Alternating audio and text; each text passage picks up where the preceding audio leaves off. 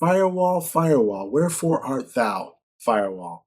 And just like in that famous Shakespearean play, Romeo and Juliet, we're talking about the identity of a name. What makes it a firewall? What is it doing in our environment? And for that matter, where is the firewall? Where are we placing these devices, these security controls in our organization? They have been around for a while and they've evolved over the years. We find them on-prem, we find them in the cloud, we also find them in a container. We find them at the edge. We find them in different capacities doing different jobs for an organization. There is a lot that a firewall can do. And today we're going to talk about some of those jobs and where are we placing these firewalls. And I'd love to hear from you. In case I missed something in this list, I'd love to know how you're deploying your firewalls as well. Let's jump into it. I promise you, we will be talking about the Cisco Secure Firewall features at some point soon. However, it is important to talk about the foundation. Where do you find these firewalls? What job are these firewalls doing? That's going to vary by organization. It's going to vary by vertical. Are you in manufacturing? Are you in healthcare? Are you in utility, education? Those are all different environments that have different requirements in their design. So you can't just sprinkle these things around. There has to be a purpose for the design, for the architecture. Today, we're going to do some light whiteboarding. I am not an artist by any means, so we're going to do our best here, but we're going to just draw out where you might find some of these firewalls. So let's start with one of the easy use cases, which is the perimeter. So we'll draw here our internet. Look at that fancy cloud. And typically we'll have an internet edge router there.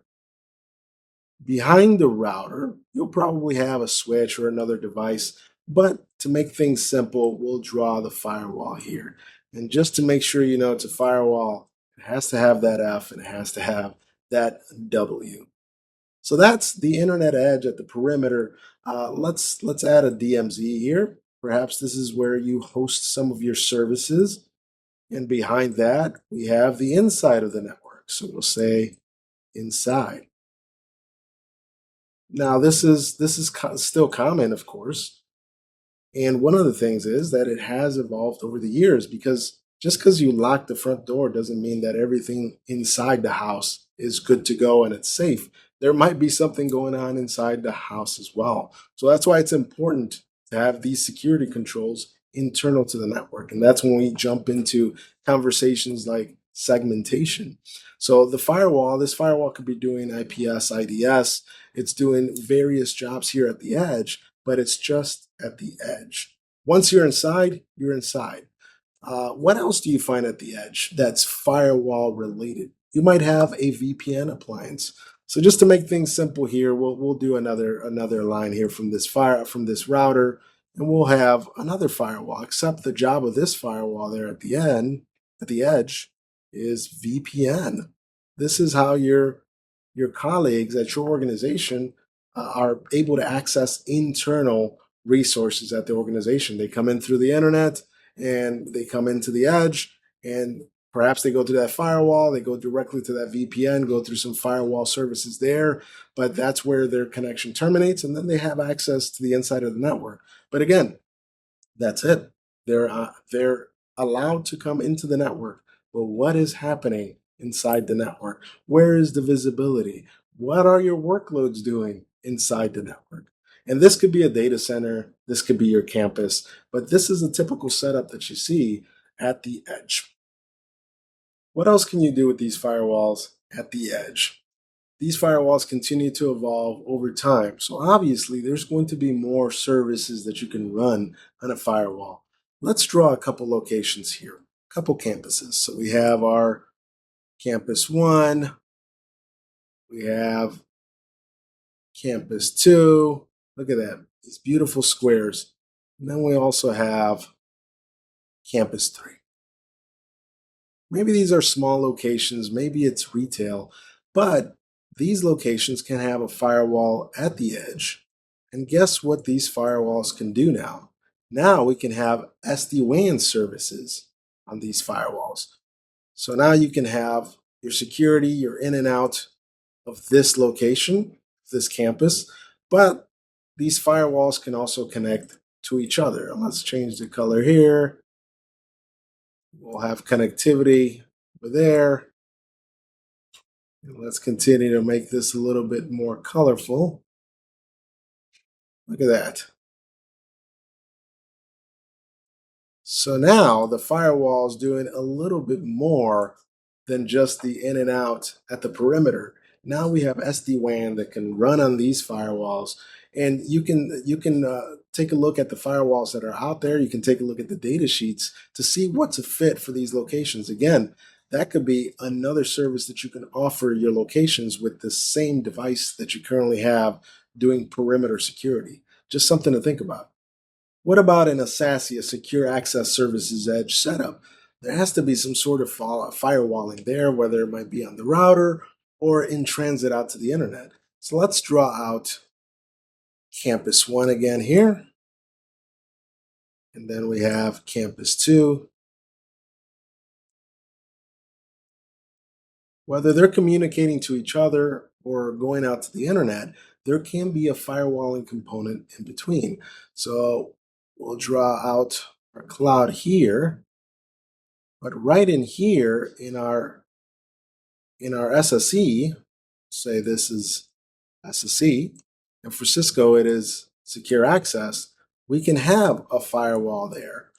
And if you're going out to a location, to another location, you can go through that firewall to another location, or you can go to that firewall out to the internet. We'll draw another cloud there for the internet. So maybe your perimeter, your edge is there in the SSE cloud. Maybe it's there in that service. Doesn't have to be necessarily at the edge of the campus.